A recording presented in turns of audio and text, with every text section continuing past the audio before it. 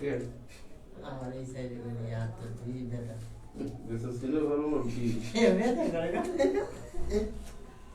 Pá, bebê. বাবা বুঝতে আমি যাবো না ব্যথা কালে কি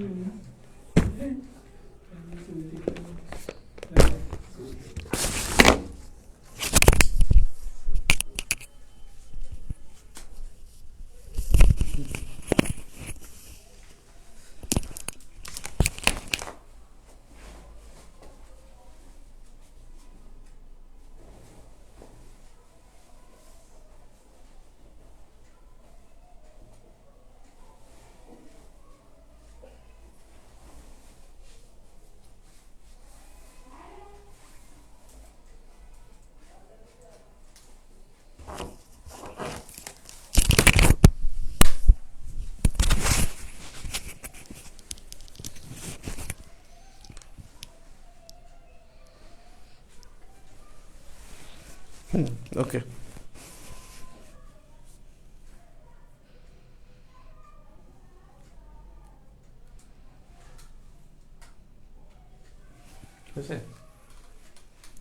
আসসালামু আলাইকুম। শুভ শুভ ভালোবাসা দিবস, ভ্যালেন্টাইন্স ডে। কিন্তু আবার ইয়েও আছে, বৈশ্বিক ভালোবাসা দিবস আছে, বুঝছো? বিশ্ব আর বৈশ্বিক, বৈশ্বিক মানে আধুনিক। আধুনিক ভালোবাসা দিবস মনে হয় মে মাসে সম্ভবত।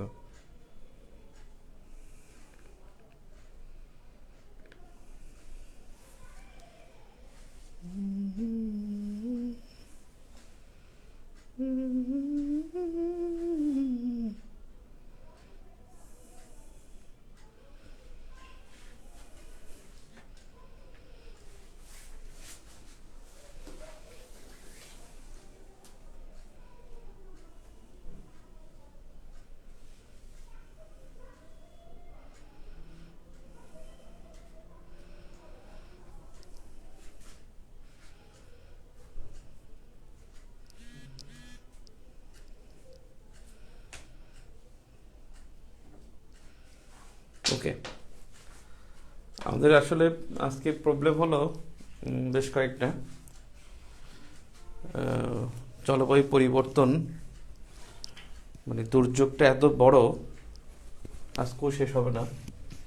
আজকে মনে হয় পার্ট 5 না পার্ট 6? পার্ট 5 নাকি পার্ট 6? ফোনটা দাও তো, এটার মধ্যে ঢোকে আমাকে দেয়।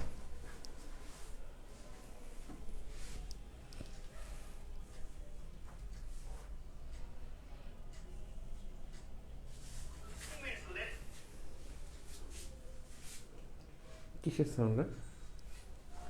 আচ্ছা, হ্যাঁ হ্যাঁ, এই গ্রুপে ঢুকে আমাকে দেখ।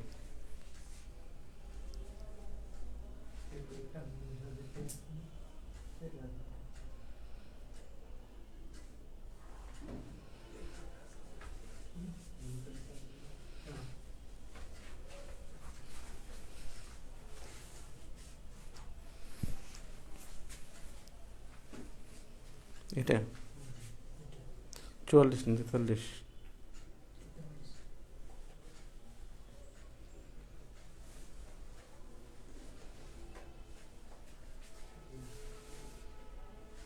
কতজন আছে? গুড।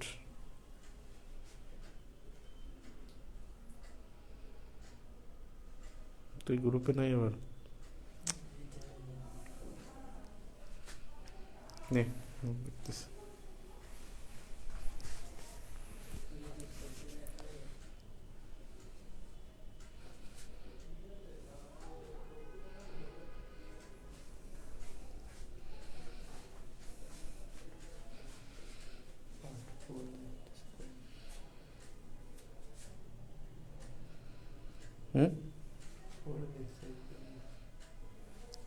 কি বুঝি না? পার্ট 4 হবে?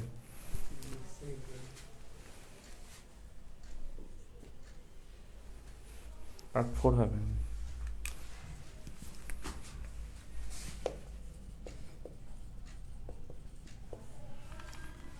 নদী ভাঙন, প্রথমে দেখি নদী ভাঙন।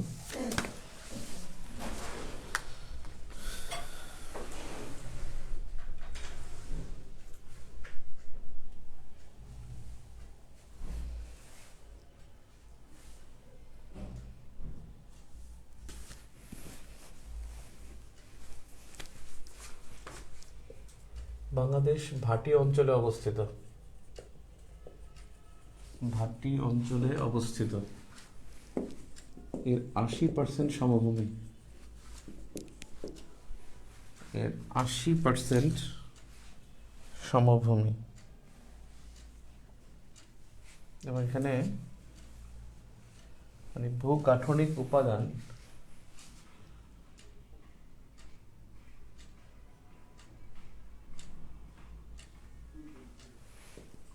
ভূগাঠনিক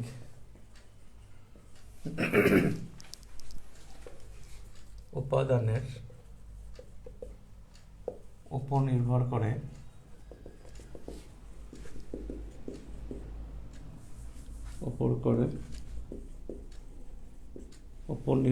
নদী ভাঙন সৃষ্টি হয়, নদী ভাঙন হয়ে থাকে। ভূগাঠনিক উপাদানের উপর নির্ভর করে। ব্যাপারটা কি, ভাটি অঞ্চল কোনটা, যেমন এটা নদী, এই নদীটা এটা যেহেতু উৎস হয়, এই উৎস থেকে যত যাবে সব হলো ভাটি, নিচে ভাটি, আর এখান থেকে যত উপরে যাবে তত হলো উজান। উজান বলা হয় উৎসকে। নদীর উৎসের দিকে যদি যান আপনি সেটা হবে উজান, আর নদীর পতনের দিকে গেলে সেটা হবে ভাটি। তাহলে বাংলাদেশ ভাটি অঞ্চলের দেশ। এর 80% সমভূমি ভূগাঠনিক উপাদানের উপর নির্ভর করে যে এই নদী ভাঙন সৃষ্টি হয়।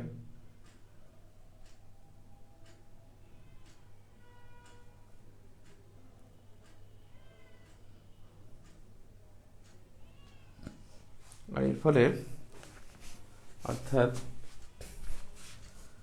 নদী ভাঙন সৃষ্টি হয়ে থাকে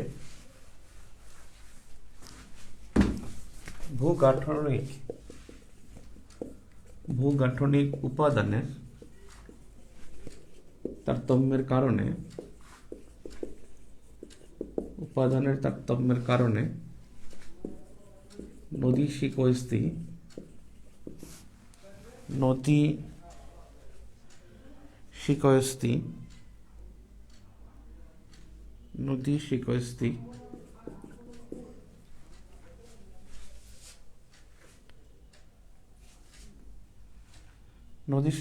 যেটা হলো আপনার নদী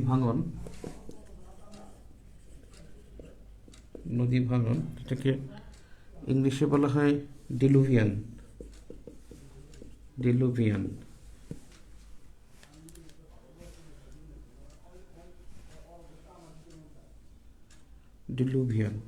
এবং নদী পয়স্তি, এটাকে বলা হয় জেগে ওঠা চর অথবা এলুভিয়ান।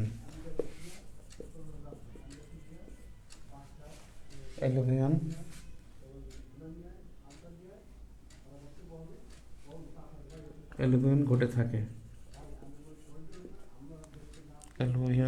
থাকে।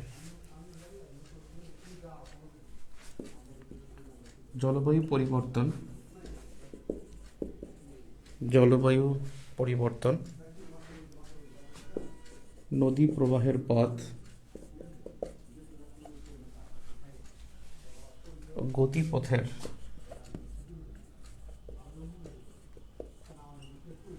তারতম্যের কারণে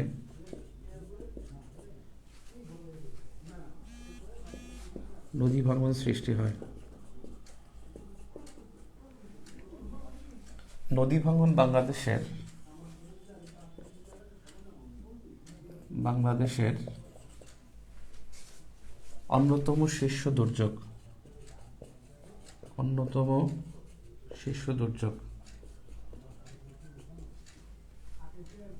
বন্যা, সাইক্লোন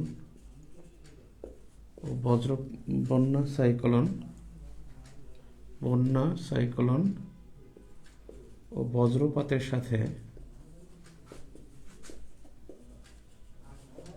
নদী ভাঙন অন্যতম। বাংলাদেশে মোট 17টি দুর্যোগ, অর্থাৎ 17টি দুর্যোগের মধ্যে অন্যতম দুর্যোগ হলো নদী ভাঙন। 17টি দুর্যোগের মধ্যে অন্যতম দুর্যোগ হলো নদী ভাঙন।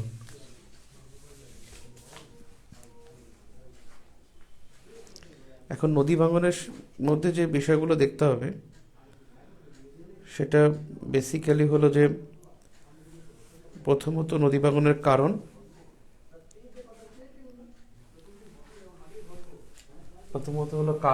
নদী ভাঙনের কারণ, দ্বিতীয় হলো ক্ষয়ক্ষতি, আর তৃতীয় হলো প্রতিরোধের উপায়। জাস্ট নদী ভাঙন যখন পড়বে তার সাথে সাথে আপনাকে মানে নদী ভাঙনের কারণ, ক্ষয়ক্ষতি, প্রতিরোধের উপায়, এর সাথে কিন্তু বন্যার ক্ষয়ক্ষতি, প্রতিরোধ, কারণ, এটা গুরুত্বপূর্ণ। আর একটা হলো পানি বন্টন সমস্যা। আর এই সবগুলো ইন্টার রিলেটেড, সবগুলো প্রত্যেকটা। আর এই দুইটার সাথে কিন্তু খুব গুরুত্বপূর্ণ, যেটা দুইটা বিষয় গুরুত্বপূর্ণ, মানে নদী ভাঙন, বন্যা, পানি বন্টন সমস্যা, মানে নদী ভাঙন এবং হলো বন্যা, এই দুইটার সাথে গুরুত্বপূর্ণ দুটি বিষয় গুরুত্বপূর্ণ। একটা হলো আপনার যে বাঁধ এবং পানি না দেয়া, মানে পানি বন্টন স্বাভাবিক না থাকা, এই পানি বন্টন সমস্যার একটা মূল কারণ, এটা অন্যতম। বাঁধ যেমন ফারাক্কা বাঁধ, তিস্তা বাঁধ, টিপাইমুখ বাঁধ। তারপরে হলো আপনার আরেকটা বিষয় হলো যে তিস্তা চুক্তি না হওয়া, তিস্তা চুক্তির একটা বিষয় এখানে নিয়ে আসতে হবে। তারপরে হলো এখানে আপনার যেটা করতে হবে সেটা হলো আপনার তিস্তা মহাপরিকল্পনাটা এখানে যুক্ত হবে, যে করণীয় আপনি কি কি করছেন। যেমন বন্যা মোকাবেলায় আমরা পানি উন্নয়ন বোর্ড গঠন করছি, জেআরসি করছি, তারপরে এফসিডিআই করেছি, ফ্লাড অ্যাকশন প্ল্যান করেছি, তারপরে হলো ফ্লাড কন্ট্রোল, যেটা এফসিডিআই, ফ্লাড কন্ট্রোল, ড্রেনেজ আর ইরিগেশন, এই যে এফসিডিআই গঠন করেছি, তিস্তা মহাপরিকল্পনা করছি, ডেল্টা 21 প্ল্যান করেছি। এই সবগুলো একত্র হবে পুরো দুর্যোগের মধ্যে। আমি আপনার আলোচনায় নদী ভাঙন এবং বন্যাটা বেশি ফোকাস করব, কারণ আমাদের জন্য সবচেয়ে বড় দুর্যোগ কিন্তু পৃথিবীর সবচেয়ে বন্যার ঝুঁকিতে বাংলাদেশ বেশি। আর এই বন্যার সাথে এটা হলো নদী ভাঙন।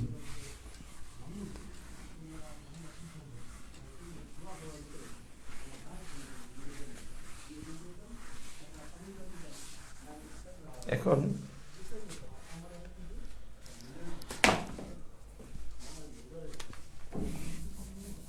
নদী ভাঙনের কারণ, নদী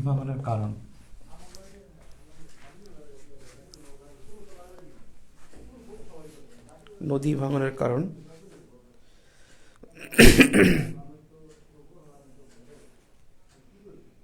বেসিক্যালি নদী ভাঙনের কারণের কথা দুর্যোগ ব্যবস্থাপনা মন্ত্রণালয় তারা বলছে, নদী ভাঙনের কারণ বলছে তারা দুর্যোগ ব্যবস্থাপনা মন্ত্রণালয় হিসেবে, দুঃখিত, ওটা যে বন্যা, তারা প্রথমে বলছে যে পানি প্রবাহ। নদী ভাঙনের প্রধান কারণ হলো পানি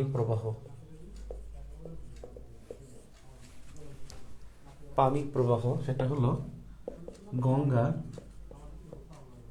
মেঘনা ও যমুনা। এই যমুনাটাই হলো কিন্তু ব্রহ্মপুত্র। এই তিনটি নদী 90% পানি বহন করে। মানে বাংলাদেশের নদীগুলোর মধ্যে নদীতে যে পানি থাকে সে পানিটার 90% প্রবাহ করে বা বহন করে, 90% বহন করে থাকে, সেটা হলো এই তিনটি নদী, পদ্মা, মেঘনা এবং হলো ব্রহ্মপুত্র। আর পদ্মা, মেঘনা এবং ব্রহ্মপুত্র এরা বহন করে থাকে। আর এটা হলো যে তিনটি নদী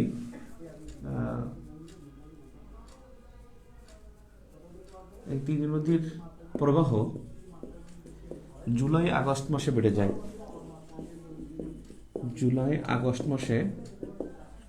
বেড়ে যায়। তাই এই দুই মাসে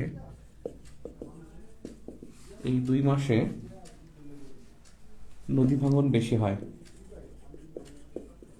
নদী ভাঙন বেশি হয়। নাম্বার 2, মানে এই যে প্রবাহটা, এই প্রবাহটা কিন্তু 90 ভাগ পানি বহন করে, যেটা বাংলাদেশের প্রাকৃতিক কারণ আর কি। এরপরে যেটা হলো যে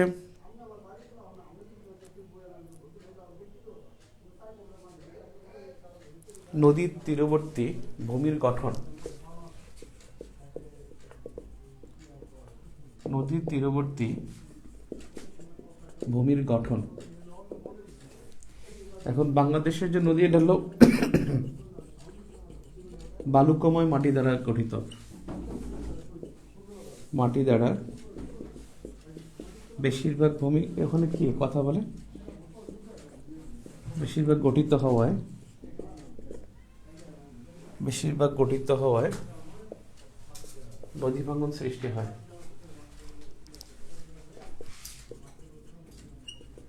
নদী ভাঙন সৃষ্টি হয়।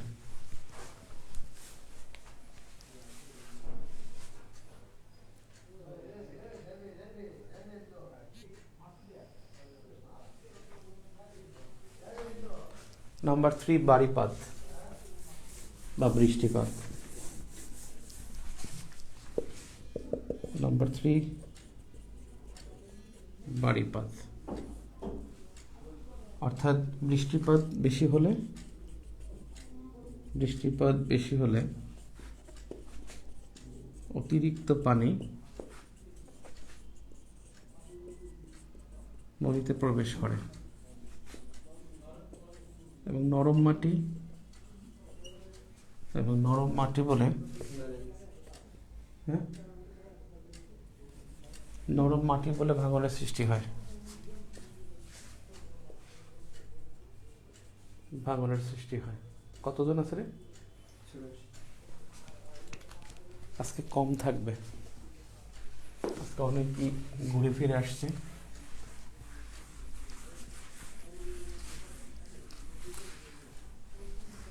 তাহলে একটা বলছি যে পানি প্রবাহ, 2 হলো যে ভূমির গঠন, 3 নম্বর হলো বাড়িপাত, 4 নদীর প্রশস্ততা ও গভীরতা।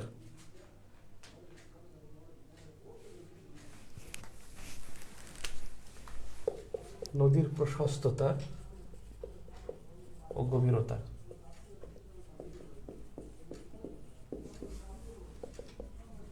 তারপরে স্রোত বেশি হয়, স্রোত বেশি হয় বলে ভাঙন হয়, স্রোত বেশি হয় বলে নদীর ভাঙন হয়। অর্থাৎ নদীর প্রশস্ততা এবং গভীরতার ফলে স্রোত বেশি থাকে, যার ফলে নদী ভাঙন সৃষ্টি হয়। এরপরে হলো নদীর বক্রতা।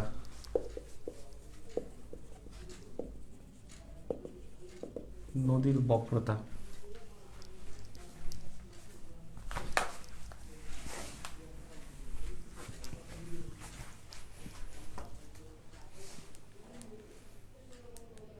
নদীর বক্রতা এর একটা অন্যতম একটা কারণ।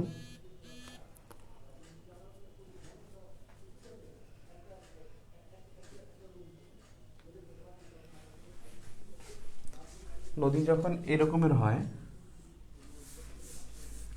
মানে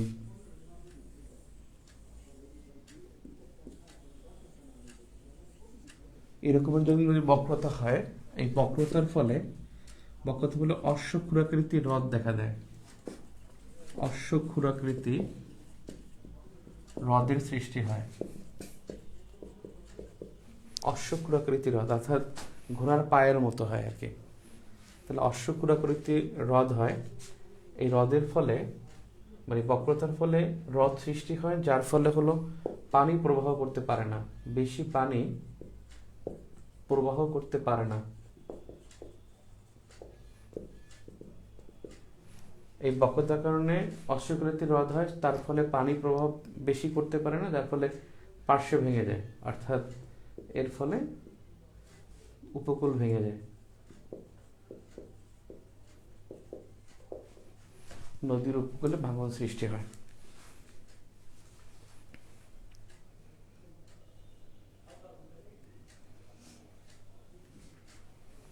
এরপরে হলো নাম্বার 6,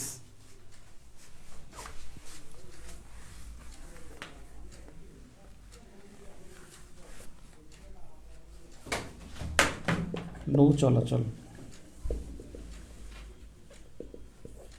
এই নৌ চলাচলের যে ঢেউয়ের বা তরঙ্গ সৃষ্টি হয়, তরঙ্গের সৃষ্টির ফলে উপকূল ভেঙে যায়। অর্থাৎ ওদের যে ঢেউ, নৌ চলাচলের যে ঢেউ, এই ঢেউয়ের ফলে তরঙ্গের সৃষ্টি হয়, তরঙ্গের সৃষ্টির ফলে উপকূল ভেঙে যায়। নাম্বার 7 দেখা যায় সাইক্লোন। প্রতি বছর সাইক্লোন আঘাত হানে, ফলে জলোচ্ছ্বাসে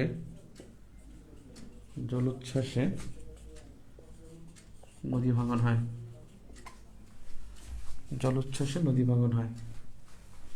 এরপর হলো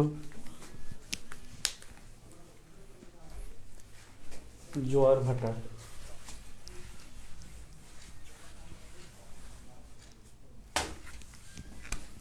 নাম্বার 8,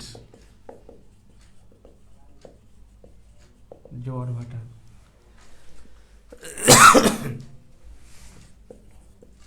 জলবায়ু পরিবর্তনের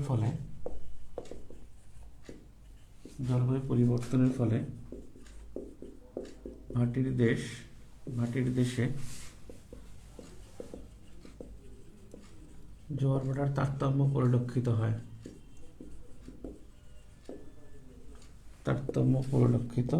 হয়।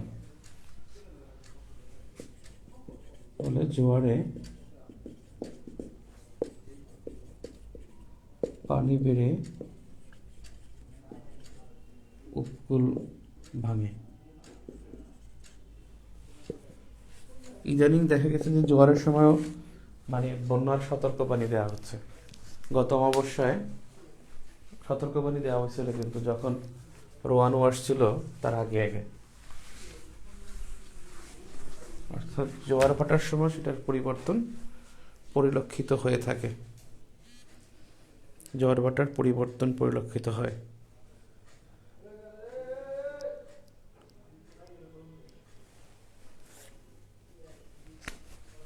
নাম্বার 9, বন্যার প্রভাব।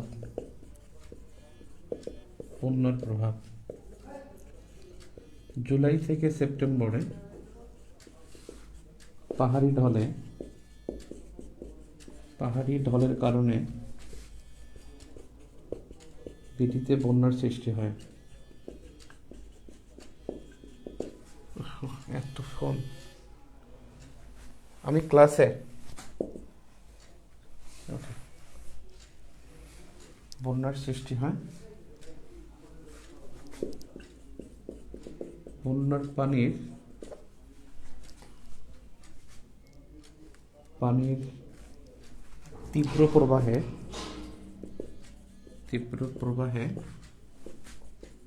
ভাঙনের সৃষ্টি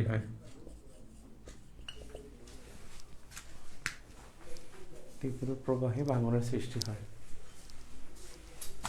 তার মানে বন্যার প্রভাব থাকে।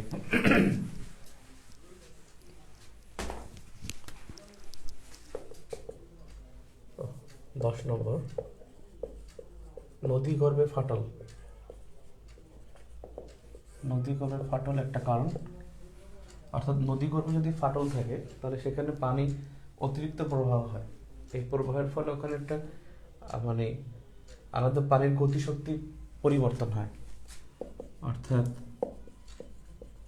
পানির গতি প্রবাহে মানে এর ফলে পানির গতি প্রবাহের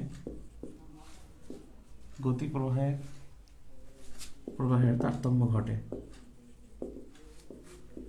ফলে উপকূল ভাঙে, নদী ভাঙন সৃষ্টি হয়। লাস্ট ওয়ান, নাম্বার 11,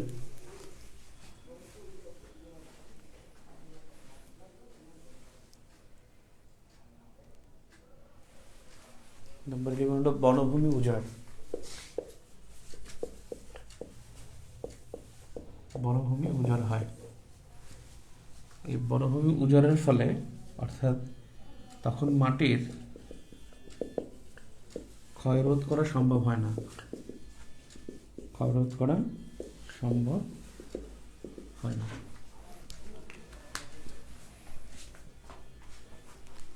মাটির ক্ষয়রোধ সম্ভব হয় না।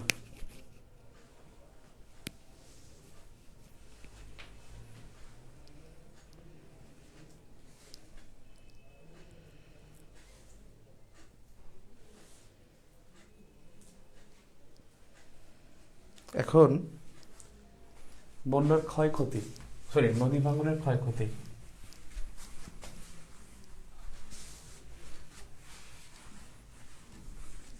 নদী ভাঙনের ক্ষয়ক্ষতি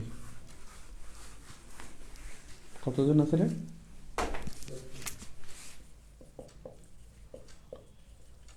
নদী ভাঙনের ক্ষয়ক্ষতি।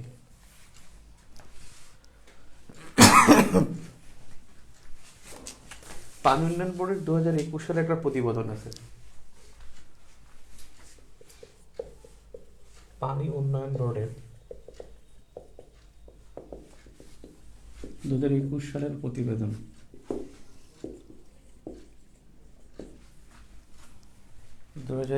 সালের প্রতিবেদনে কি বলা হয়েছে সেটা দেখি।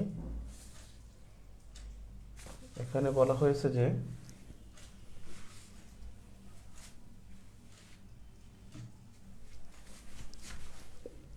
প্রথমত বলা হয়েছে যে 1985 সাল থেকে 2021 পর্যন্ত নদী ভাঙনে বিলীন হয়েছে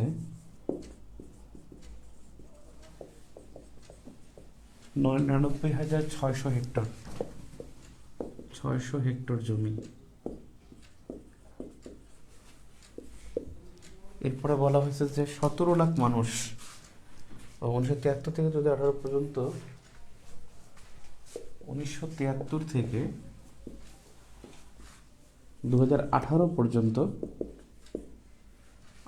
পর্যন্ত বিডি ভূমি হারিয়েছে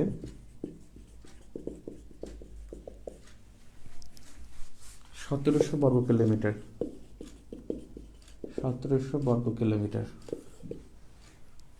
ভূমি হারিয়েছে 1700 বর্গ কিলোমিটার এলাকা।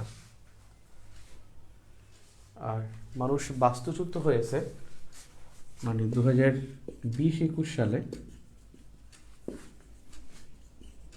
মানুষ বাস্তুচ্যুত হয়েছে 17,15,000 মানুষ। দুঃখিত, এটা বলছে 1973 থেকে 2021 পর্যন্ত, 73 থেকে 21 পর্যন্ত মানুষ বাস্তুচ্যুত হয়েছে 17,15,000 মানুষ নদী ভাঙনের কারণে।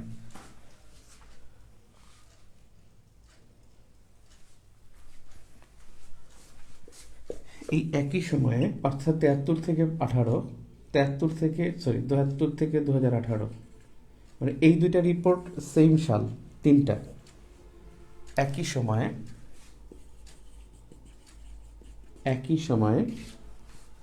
51 বর্গ কিলোমিটার 581 বর্গ কিলোমিটার ভূমি জেগে উঠেছে। 581 বর্গ কিলোমিটার নতুন ভূমি জেগে উঠেছে। তাহলে পানি উন্নয়ন বোর্ডের হিসেবে হলো 4টা, অর্থাৎ ক্ষয়ক্ষতি বলেন বা নদী ভাঙনের প্রভাব। 21 সালের প্রতিবেদনে বলা হয়েছে 85 সাল থেকে 2021 পর্যন্ত নদী ভাঙনে বিলীন হয়েছে 99,600 হেক্টর জমি। 73 সাল থেকে 2018 পর্যন্ত বাংলাদেশ ভূমি হারিয়েছে 1700 বর্গ কিলোমিটার। আর ওই সময়ে মানুষ বাস্তুচ্যুত 17,15,000 মানুষ। একই সময়ে 581 বর্গ কিলোমিটার নতুন ভূমি জেগে উঠেছে।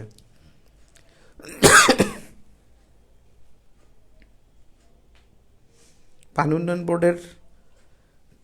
বোর্ডের 2020 সালের একটা রিপোর্ট আছে, সেখানে তারা নদী ভাঙন সম্পর্কে যেটা বলেছে না, পার্মানেন্ট বোর্ডের তাহলে 21 দিলে আপনার পুরি দেওয়ার আর দরকার নেই। সেকেন্ড যেটা দেখবো, প্রভাব ক্ষয়ক্ষতির মধ্যে আর একটা প্রভাব আছে, সেটা হলো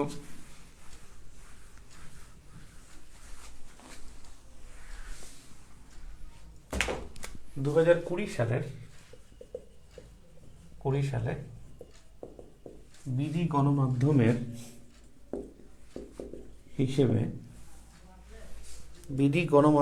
হিসেবে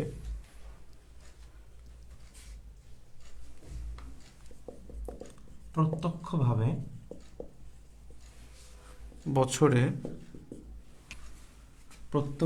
বছরে নদী ভাঙনের শিকার হয় 10 থেকে 15 লাখ মানুষ। এটা গণমাধ্যমের হিসাব। পার্মানেন্ট বোর্ড বলছে যে 73 থেকে 18 পর্যন্ত 17 লাখ।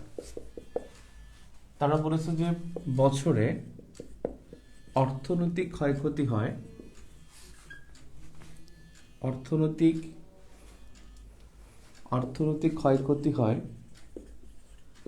200 কোটি টাকা। 200 কোটি টাকার বছরে ক্ষয়ক্ষতি হয় 200 কোটি টাকার। এত ফোন আসতেছে, মেজাজ টাজার লাগে। নদী ভাঙনের জমি বিলীন হয়েছে গত 3 বছরে। নদী ভাঙনে বিলীন হয়েছে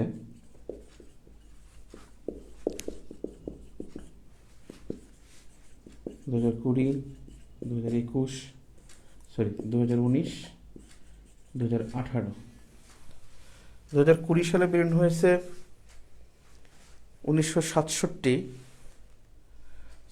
3200 হেক্টর। 2020 সালে 2365 হেক্টর, এটা হেক্টর লিখে রাখি, 2365 হেক্টর।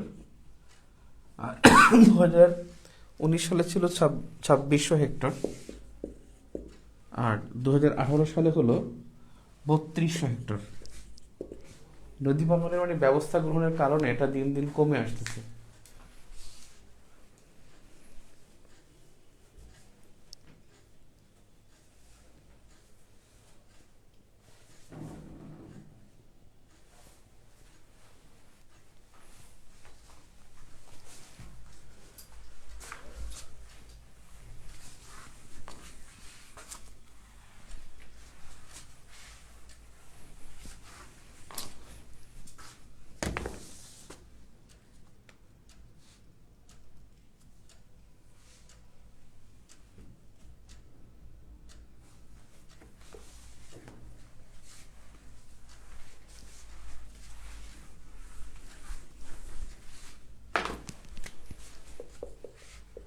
দু 2009 সালের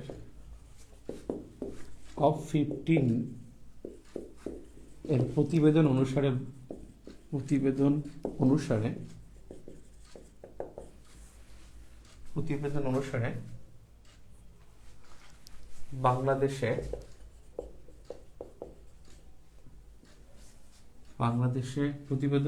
বাংলাদেশে নদী ভাঙন হয় প্রধান তিনটি নদীতে, অর্থাৎ প্রধান তিনটি নদীতে 90%। তিনটি নদী মানে পদ্মা, মেঘনা, যমুনা, বা পদ্মা, মেঘনা, ব্রহ্মপুত্র।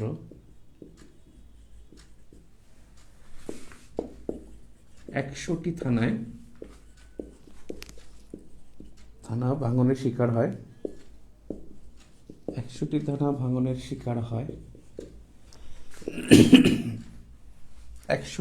ভাঙনের শিকার হয়।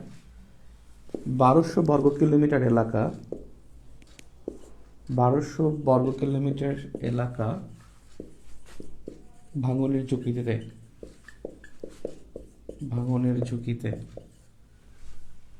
1200 বর্গ কিলোমিটার এলাকা ভাঙনের ঝুঁকিতে, আর 35টি থানা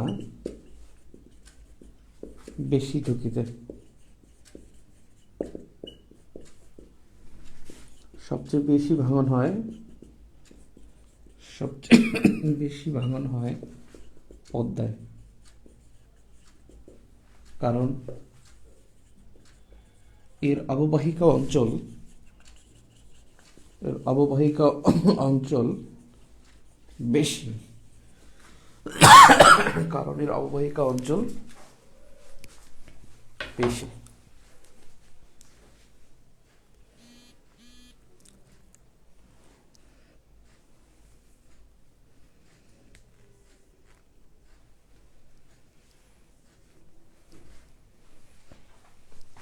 অববাহিকা অঞ্চল বেশি।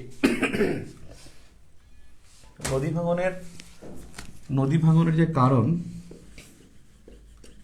নদী ভাঙনের কারণের মধ্যে একটা গুরুত্বপূর্ণ কারণ কিন্তু বলা হয় নাই, সেটা অত্যন্ত গুরুত্বপূর্ণ, এটা কিন্তু দিবেন, অত্যন্ত গুরুত্বপূর্ণ। সেটা হলো মানে বেসিকটা হলো যে বাংলাদেশে যে নদীগুলো আসছে, যেমন দেখেন এখানে পদ্মা আসছে, ধরেন পূর্ব দিক থেকে পদ্মা আসছে, বাংলাদেশের পশ্চিম দিক থেকে পদ্মা আসছে।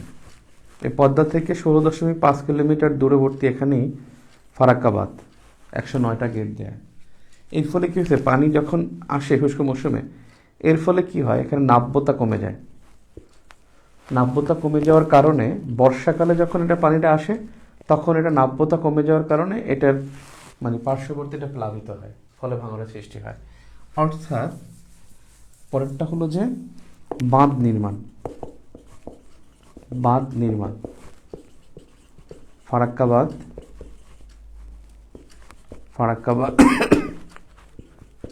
তিস্তা ব্যারেজ, ফারাক্কাবাদ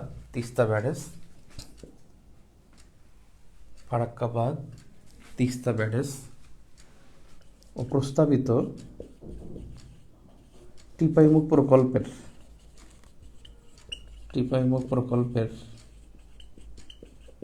প্রকল্প উন্নয়নের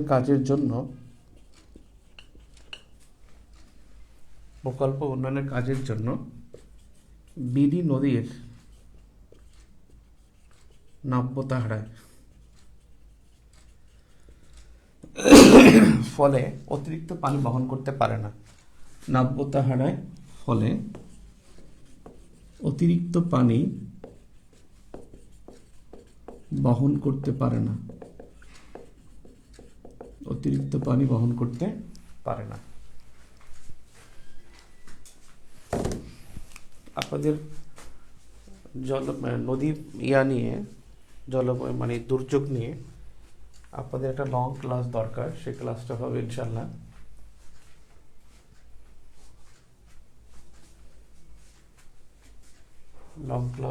সেটা হলো আজকে তো সোমবার না, কালকে মঙ্গলবার, কালকে নেওয়া যাবে না, পিলির ক্লাস আছে বুধবার, আগামী বুধবার আপনাদের ক্লাস তো 9টায়, সাধারণত 9টায়। বুধবার আপনাদের এখনই লিখে রাখেন এবং মনে রাখবেন ইনশাল্লাহ, বুধবার দিন আমাদের সন্ধ্যা 7টা থেকে রাত 10টা পর্যন্ত, 10টা বা 11টা এই পর্যন্ত আমাদের ক্লাস হবে পুরো চ্যাপ্টার 5-এর উপর, বন্যা টন্যা নিয়ে। যাই হোক, আমরা এখন নদী ভাঙনের উপায় দেখি, মানে নদী ভাঙনের ক্ষয়ক্ষতি দেখি। নদী ভাঙনের ক্ষয়ক্ষতি কিন্তু আমাদের শেষ হয় নাই। নদী ভাঙনের ক্ষয়ক্ষতি, কি ধরনের ক্ষয়ক্ষতি হয়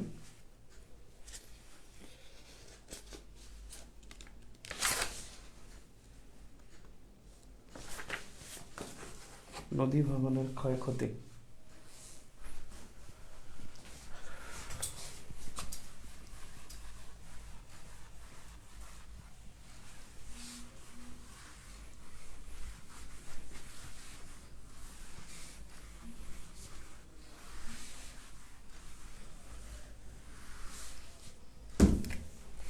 নাসার মতে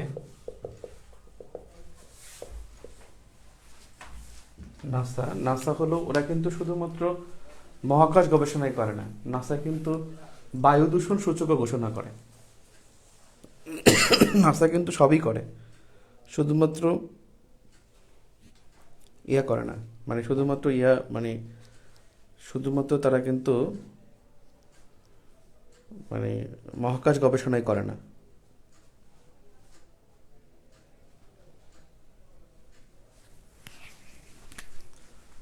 নাসার মতে 1967 থেকে 2018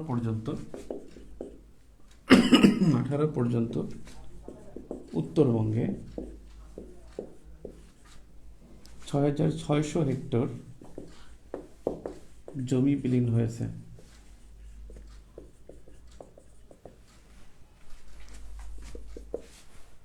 আর ভোলার ব্যাপারে তিনি ভোলার একটা স্ট্যাটিস্টিক্স দিছে, সে ভোলার স্ট্যাটিস্টিক্সে বলছে 73 থেকে 2008 পর্যন্ত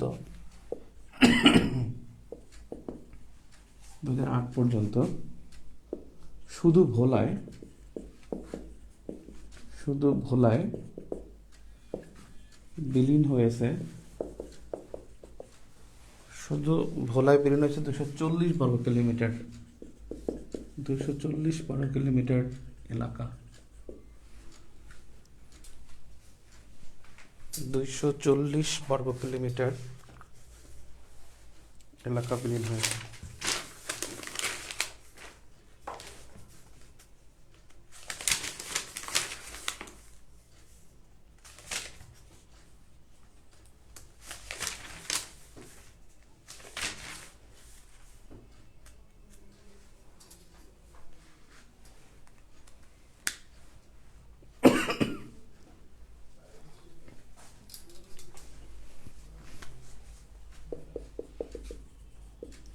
সবচেয়ে বেশি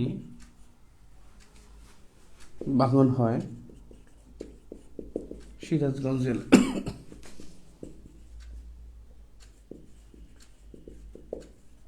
এবং শরীয়তপুরের নড়িয়া উপজেলায়।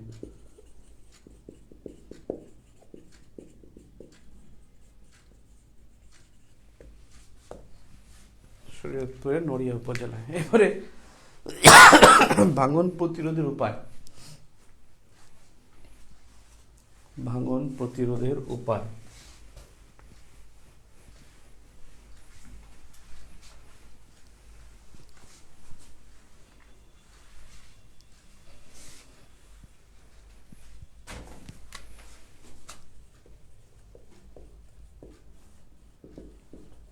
ভাঙন প্রতিরোধের উপায়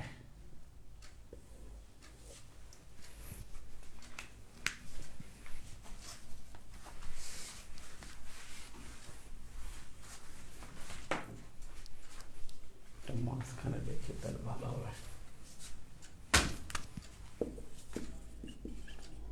ভাঙন প্রতিরোধের উপায়।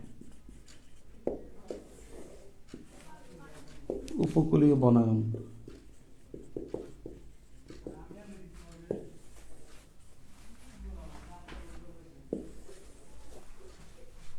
বুঝছেন ব্যাপারটা?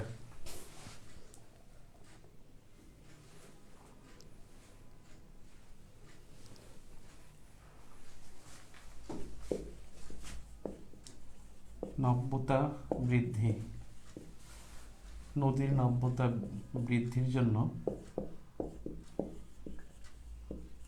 নদী খনন, বেড়িবাঁধ নির্মাণ,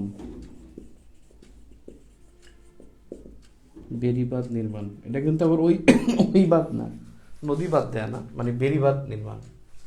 তাহলে উপকূলীয় বনায়ন, নাব্যতা বৃদ্ধির জন্য নদী খনন, বেড়িবাঁধ নির্মাণ,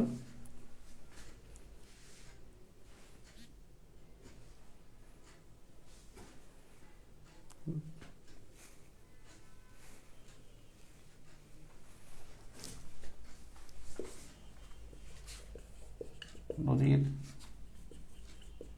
স্বাভাবিক প্রবাহ বিদ্যমান রাখা, স্বাভাবিক প্রবাহ বিদ্যমান রাখা, নদীর স্বাভাবিক প্রবাহ বিদ্যমান রাখা,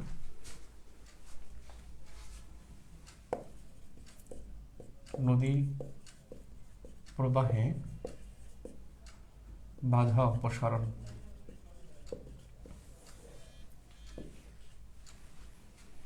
নদী প্রবাহে তারপর হলো নদীর তীরে ছিদ্রযুক্ত কংক্রিটের কংক্রিটের কংক্রিটের কংক্রিটের পাথর মানে কংক্রিটের আস্তরণ স্থাপন। ছিদ্রযুক্ত নদীর তীরে ছিদ্রযুক্ত কংক্রিটের মানে আস্তরণ স্থাপন বা ব্লক ফেলা, কংক্রিটের ব্লক ফেলা, কংক্রিটের ব্লক ফেলা।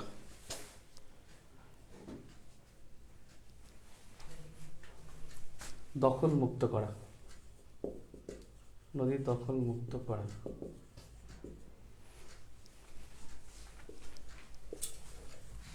বন্যা প্রতিরোধে ব্যবস্থা গ্রহণ,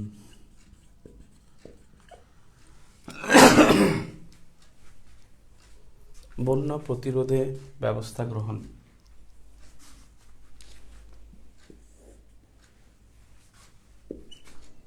বন্যা প্রতিরোধে ব্যবস্থা গ্রহণ।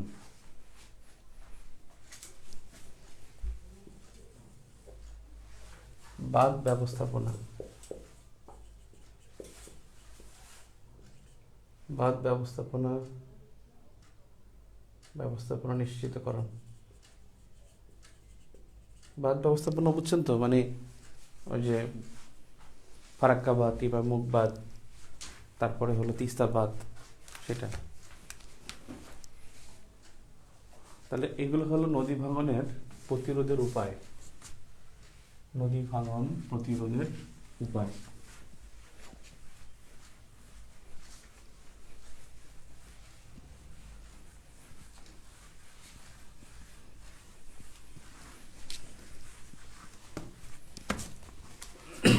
সবাই তুলছেন দেখেন।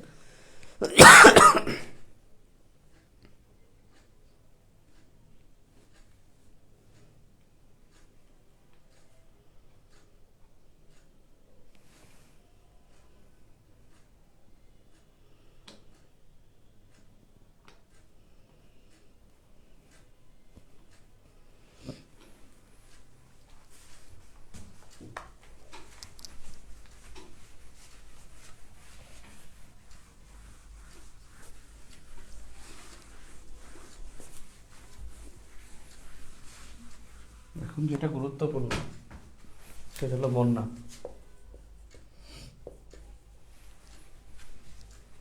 বন্যার এখানে যা যা গুরুত্বপূর্ণ সেটা হলো আসলে বন্যা কাকে বলে, কখন বন্যা আসলে, সব তো আর বন্যা না। তারপর হলো মানে আপনার বিপদ সীমা কোনটা, সবগুলো তো বিপদ সীমা হবে না। বন্যা কাকে বলে, বিপদ সীমা, বন্যা কারণ, বন্যার ক্ষয়ক্ষতি, আর বন্যার প্রতিরোধে গৃহীত পদক্ষেপ, এটাই সবচেয়ে গুরুত্বপূর্ণ। বন্যা প্রতিরোধে কি কি গৃহীত পদক্ষেপ, এই পদক্ষেপগুলোর মধ্যে যেটা আসবে সেটা হলো পানি উন্নয়ন বোর্ড, মানে ওয়াটার ডেভেলপমেন্ট বোর্ড, BWDB। তারপরে হলো JRC, জয়েন্ট রিভার কমিশন। এই BWDB কিন্তু 1959-এ, JRC 1972-তে। তারপর হলো FCDI প্রকল্প, ফ্লাড অ্যাকশন প্ল্যান। এরপরে হলো তিস্তা মহাপরিকল্পনা,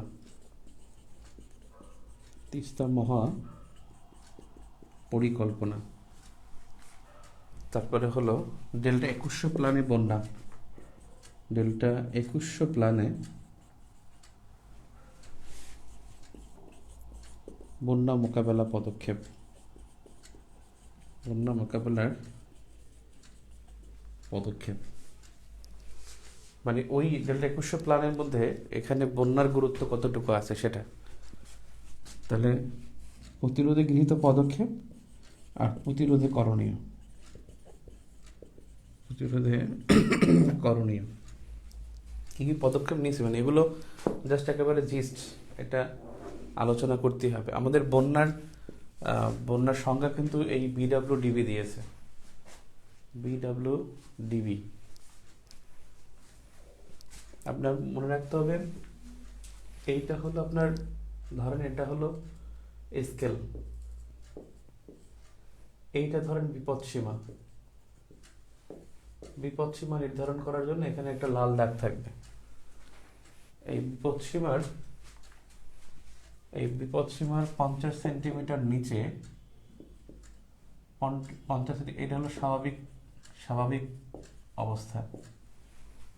অর্থাৎ বিপদসীমা যেটা, এই বিপদসীমা থেকে 50 সেন্টিমিটার নিচে, মানে এখান থেকে এখানে 50 সেন্টিমিটার, এর নিচে হলো স্বাভাবিক বিষয়, অর্থাৎ স্বাভাবিক প্রবাহ। নদীর এটা স্বাভাবিক প্রবাহ।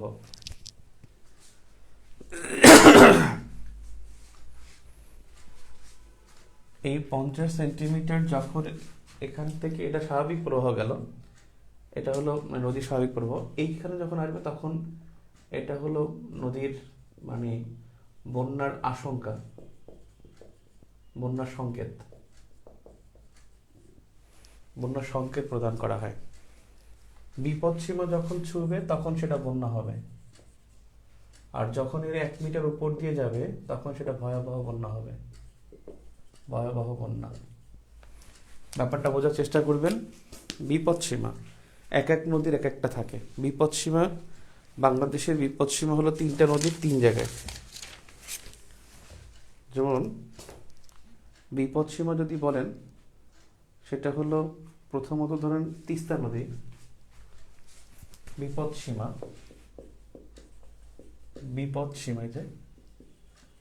বিপদসীমা হলো যেমন তিস্তা নদী, তারপরে হলো যমুনা নদী, তারপর হলো পদ্মা নদী, তারপর হলো মেঘনা নদী। তা তিস্তা নদী হলো সবচেয়ে বিপদসীমা সবচেয়ে বেশি, 52.60 সেন্টিমিটার, 52.60 সেন্টিমিটার। এটা হলো বিপদসীমা। আর যমুনা নদী হলো 19.50 সেন্টিমিটার, 19.50 সেন্টিমিটার। পদ্মা নদী হলো 6.10 সেন্টিমিটার, আর মেঘনা নদী হলো 5.2 সেন্টিমিটার। অর্থাৎ যখন এই বিপদসীমাটা দেওয়া হয় যে মানে স্বাভাবিকের নদীর যে স্বাভাবিক মানে সর্বোচ্চ যে জোয়ারটা হয় সেই জোয়ার থেকে উচ্চতা, অর্থাৎ স্বাভাবিক জোয়ার থেকে